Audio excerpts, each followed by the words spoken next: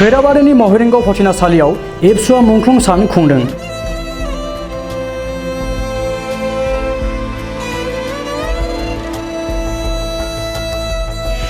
दुलाराय बर' फरायसा आफादा दिनै 12 जुन 36थि बड'लेण्ड मुंख्लं सानखौ उदालगुरि जिल्ला एबसुनि हेफाजाबाव खैराबारिनि महिरंग फथिनासालियाव खुंदों।